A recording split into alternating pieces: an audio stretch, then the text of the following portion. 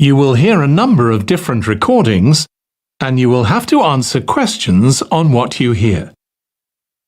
There will be time for you to read the instructions and questions, and you will have a chance to check your work. All the recordings will be played once only. The test is in 4 parts. At the end of the test, you will be given 10 minutes to transfer your answers to the answer sheet. Now turn to Part 1.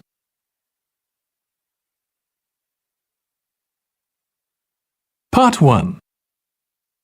You will hear a representative from a train company talking to a woman about her train journey. First, you have some time to look at questions 1 to 6.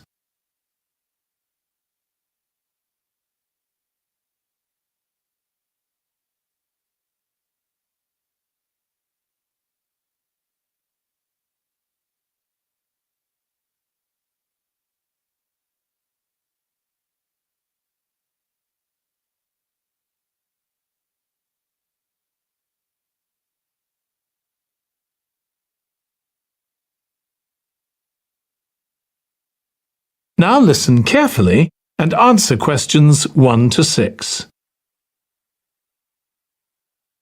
Hello, do you mind if I ask you some questions about your journey today?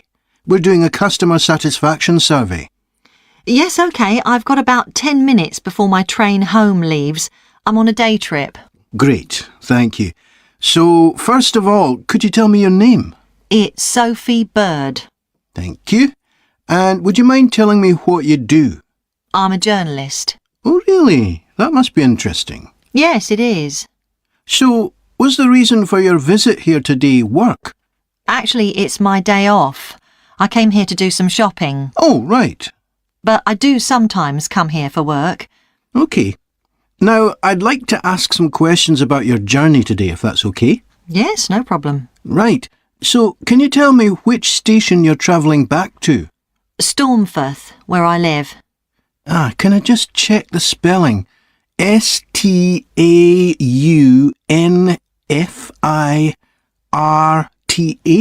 That's right. And you travelled from there this morning? Yes. OK, good. Next, can I ask what kind of ticket you bought? I assume it wasn't a season ticket as you don't travel every day. That's right. No, I just got a normal return ticket. I don't have a rail card, so I didn't get any discount. I keep meaning to get one because it's a lot cheaper. Yes, you'd have saved 20% on your ticket today. So you paid the full price for your ticket? I paid £23.70. OK. Do you think that's good value for money? Not really. I think it's too much for a journey that only takes 45 minutes. Yes, that's one of the main complaints we get. So you didn't buy your ticket in advance? No. I know it's cheaper if you buy a week in advance, but I didn't know I was coming then. I know. You can't always plan ahead. So, did you buy it this morning? No, it was yesterday. Right. And do you usually buy your tickets at the station? Well, I do usually, but the ticket office closes early and I hate using ticket machines. I think ticket offices should be open for longer hours. There's always a queue for the machines and they're often out of order. A lot of customers are saying the same thing. So, to answer your question, I got an e-ticket online.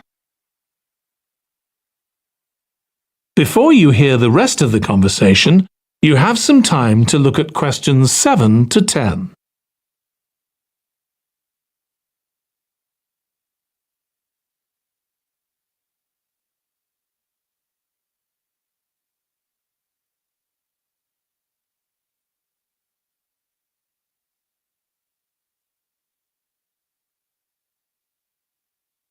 Now listen and answer questions 7 to 10. OK, thank you. Now I'd like to ask you about your satisfaction with your journey. So what would you say you were most satisfied with today? Well, I like the Wi-Fi on the train. It's improved a lot. It makes it easier for me to work if I want to. That's the first time today anyone's mentioned that. It's good to get some positive feedback on that. And Is there anything you weren't satisfied with? Well, normally the trains run on time and are pretty reliable, but today there was a delay. The train was about 15 minutes behind schedule. OK, I'll put that down. Now, I'd also like to ask about the facilities at the station. You've probably noticed that the whole station's been upgraded. What are you most satisfied with? I think the best thing is that they've improved the amount of information about train times, etc. that's given to passengers. It's much clearer. Before, there was only one board and I couldn't always see it properly, which was frustrating. That's good. And is there anything you're not satisfied with? Let's see. I think things have generally improved a lot. The trains are much more modern and I like the new cafe. But one thing is that there aren't enough places to sit down, especially on the platforms. OK, so I'll put seating down, shall I, as the thing you're least satisfied with? Yes, OK. Can I ask your opinion about some of the other facilities? We'd like feedback on whether people are satisfied, dissatisfied, or neither satisfied nor dissatisfied. OK. What about the parking at the station? Well, to be honest, I don't really have an opinion, as I never use it. So neither satisfied nor dissatisfied for that, then? Yes, I suppose so. OK, and what about the... That is the end of part 1. You now have 1 minute to check your answers to part 1.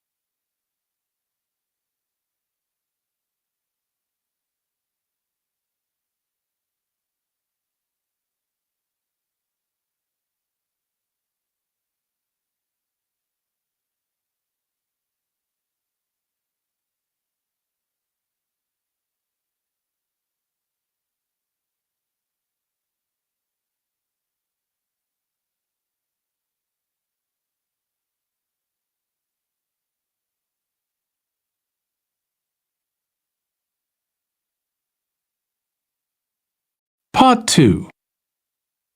You will hear the chair of a committee on park facilities addressing her local town council about changes that have been made to the park. First, you have some time to look at questions 11 to 16.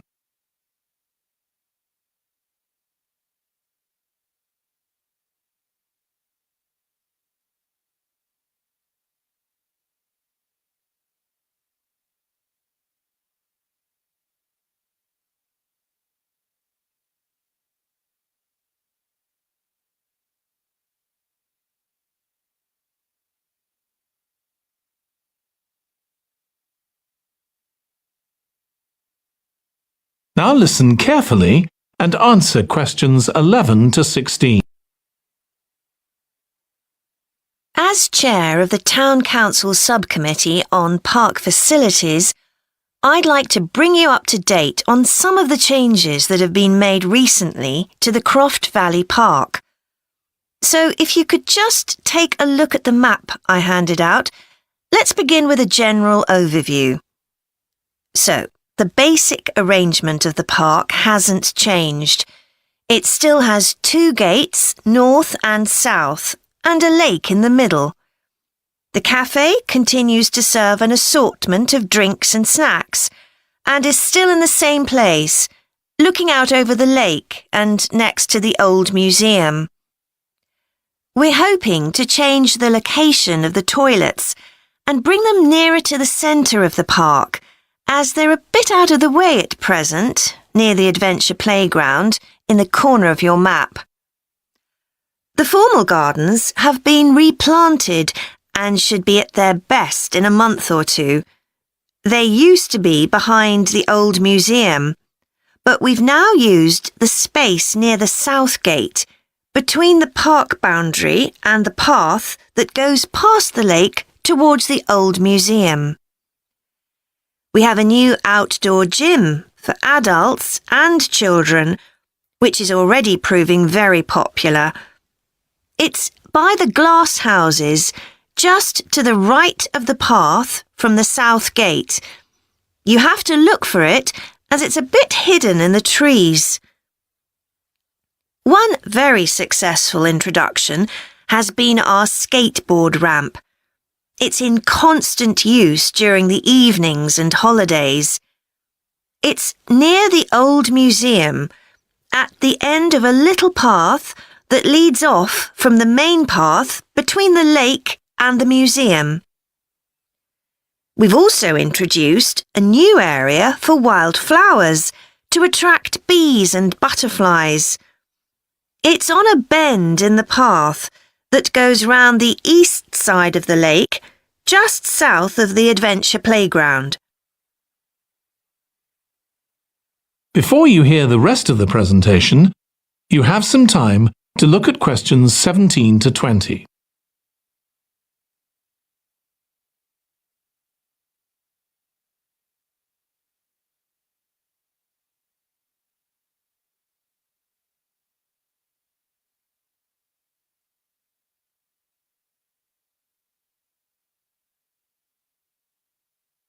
Now listen and answer questions 17 to 20. Now, let me tell you a bit more about some of the changes to Croft Valley Park. One of our most exciting developments has been the adventure playground. We were aware that we had nowhere for children to let off steam and decided to use our available funds to set up a completely new facility in a large space to the north of the park. It's open year-round, though it closes early in the winter months, and entrance is completely free. Children can choose whatever activities they want to do, irrespective of their age. But we do ask adults not to leave them on their own there. There are plenty of seats where parents can relax and keep an eye on their children at the same time. Lastly, the glass houses. A huge amount of work has been done on them to repair the damage following the disastrous fire that recently destroyed their western side. Over £80,000 was spent on replacing the glass walls and the metal supports, as well as the plants that had been destroyed, although, unfortunately, the collection of tropical palm trees has proved too expensive to replace up to now. At present, the glass houses are open from 10 a.m. to 3 p.m. Mondays to Thursdays, and it's hoped to extend this to the weekends soon. We're grateful to all those who helped us by contributing their time and money to this achievement. The gardens have really been a... That is the end of part 2. You now have 30 seconds to check your answers to part 2.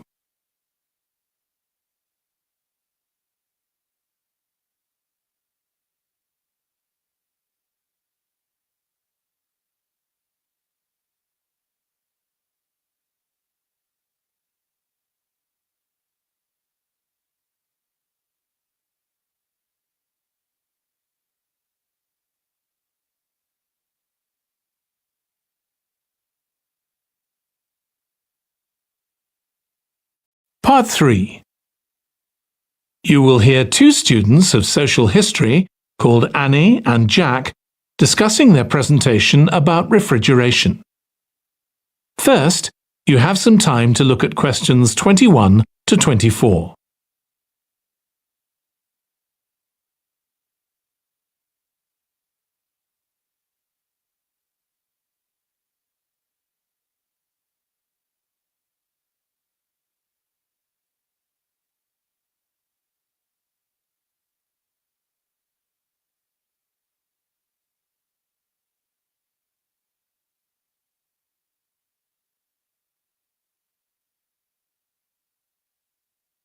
Now listen carefully and answer questions 21 to 24.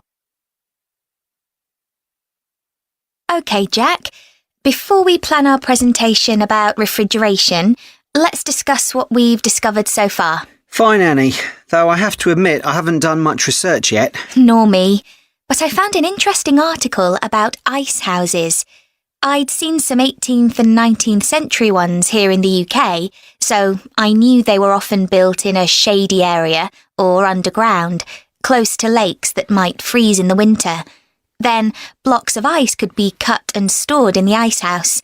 But I didn't realise that insulating the blocks with straw or sawdust meant they didn't melt for months. The ancient Romans had refrigeration too. I didn't know that. Yes. Pits were dug in the ground and snow was imported from the mountains, even though they were at quite a distance. The snow was stored in the pits. Ice formed at the bottom of it. Both the ice and the snow were then sold. The ice cost more than the snow, and my guess is that only the wealthy members of society could afford it. I wouldn't be surprised. I also came across an article about modern domestic fridges. Several different technologies are used, but they were too complex for me to understand. You have to wonder what happens when people get rid of old ones. You mean because the gases in them are harmful for the environment? Exactly. At least there are now plenty of organisations that will recycle most of the components safely. But of course, some people just dump old fridges in the countryside. It's hard to see how they can be stopped, unfortunately. In the UK, we get rid of 3 million a year altogether. That sounds a lot, especially because fridges hardly ever break down. That's right. In this country, we keep domestic fridges for 11 years on average, and a lot lasts for 20 or more. So if you divide the cost by the number of years you can use a fridge, they're not expensive, compared with some household appliances. True. I suppose manufacturers encourage people to spend more by making them different colours and designs. I'm sure when my parents bought their first fridge, they had hardly any choice. Yes, there's been quite a change. Before you hear the rest of the discussion, you have some time to look at questions 25 to 30.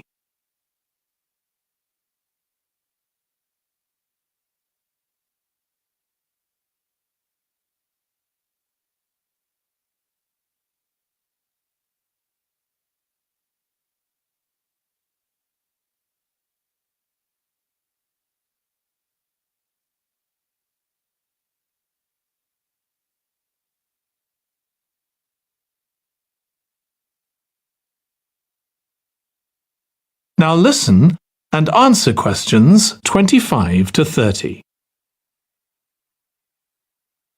Right, let's make a list of topics to cover in our presentation and decide who's going to do more research on them. Then later we can get together and plan the next step. OK. How about starting with how useful refrigeration is and the range of goods that are refrigerated nowadays? Because, of course, it's not just food and drinks. No, I suppose flowers and medicines are refrigerated too. And computers. I could do that, unless you particularly want to. No, that's fine by me. What about the effects of refrigeration on people's health? After all, some of the chemicals used in the 19th century were pretty harmful, but there have been lots of benefits too, like always having access to fresh food. Do you fancy dealing with that? I'm not terribly keen, to be honest. Nor me. My mind just goes blank when I read anything about chemicals. Oh, all right then. I'll do you a favour. But you owe me, Jack. OK. What about the effects on food producers, like farmers in poorer countries being able to export their produce to developed countries? Something for you, maybe? I don't mind. It should be quite interesting. I think we should also look at how refrigeration has helped whole cities, like Las Vegas, which couldn't exist without refrigeration because it's in the middle of a desert. Right. I had a quick look at an economics book in the library that's got a chapter about this sort of thing. I could give you the title if you want to do this section. Not particularly, to be honest. I find economics books pretty heavy going as a rule. OK, leave it to me then. Thanks. Then there's transport and the difference that refrigerated trucks have made. I wouldn't mind having a go at that. Don't forget trains too. I read something about milk and butter being transported in refrigerated railroad cars in the USA right back in the 1840s. I hadn't thought of trains. Thanks. Shall we have a separate section on domestic fridges? After all, they're something everyone's familiar with. What about splitting it into two? You could investigate 19th and 20th century fridges, and I'll concentrate on what's available these days, and how manufacturers differentiate their products from those of their competitors. OK, that'd suit me. That is the end of part 3. You now have 30 seconds to check your answers to part 3.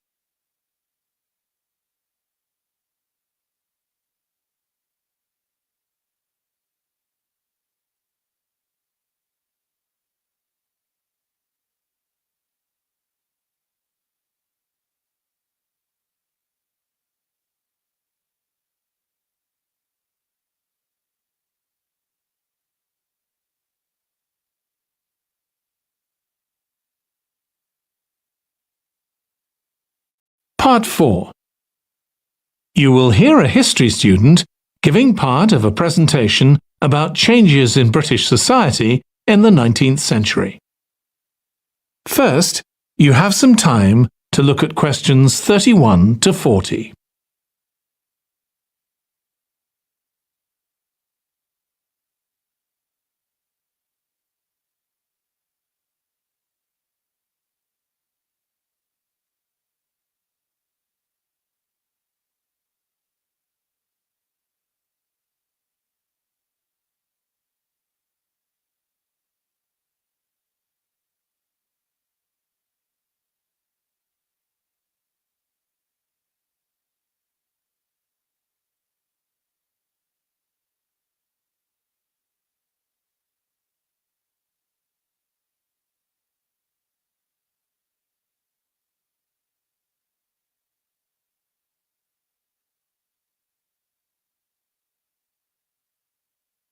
Now listen carefully and answer questions 31 to 40.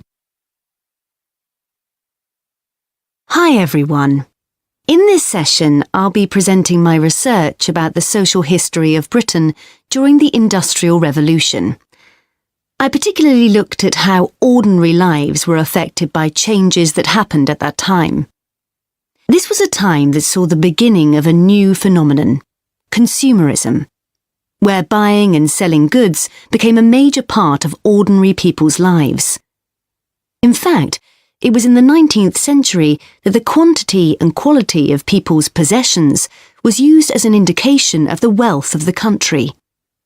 Before this, the vast majority of people had very few possessions, but all that was changed by the Industrial Revolution. This was the era from the mid-18th to the late 19th century, when improvements in how goods were made, as well as in technology, triggered massive social changes that transformed life for just about everybody in several key areas. First, let's look at manufacturing. When it comes to manufacturing, we tend to think of the Industrial Revolution in images of steam engines and coal. And it's true that the Industrial Revolution couldn't have taken place at all if it weren't for these new sources of power. They marked an important shift away from the traditional watermills and windmills that had dominated before this. The most advanced industry for much of the 19th century was textiles. This meant that fashionable fabrics and lace and ribbons were made available to everyone. Before the Industrial Revolution, most people made goods to sell in small workshops, often in their own homes. But enormous new machines were now being created that could produce the goods faster and on a larger scale, and these required a lot more space. So large factories were built, replacing the workshops and forcing workers to travel to work. In fact, large numbers of people migrated from villages into towns as a result.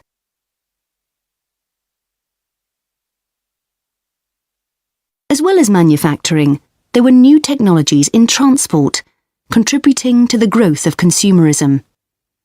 The horse-drawn stagecoaches and carts of the 18th century which carried very few people and goods and travelled slowly along poorly surfaced roads, were gradually replaced by the numerous canals that were constructed. These were particularly important for the transportation of goods. The canals gradually fell out of use, though, as railways were developed, becoming the main way of moving goods and people from one end of the country to the other. And the goods they moved weren't just coal, iron, clothes, and so on. Significantly, they included newspapers, which meant that thousands of people were not only more knowledgeable about what was going on in the country, but could also read about what was available in the shops. And that encouraged them to buy more. So faster forms of transport resulted in distribution becoming far more efficient. Goods could now be sold all over the country instead of just in the local market. The third main area that saw changes that contributed to consumerism was retailing. The number and quality of shops grew rapidly, and in particular, small shops suffered as customers flocked to the growing number of department stores, a form of retailing that was new in the 19th century. The entrepreneurs who opened these found new ways to stock them with goods and to attract customers. For instance, improved lighting inside greatly increased the visibility of the goods for sale.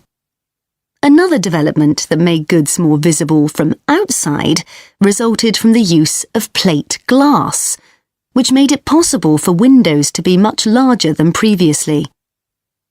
New ways of promoting goods were introduced too. Previously, the focus had been on informing potential customers about the availability of goods. Now, there was an explosion in advertising trying to persuade people to go shopping. Flanders claims that one of the great effects of the Industrial Revolution was that it created choice.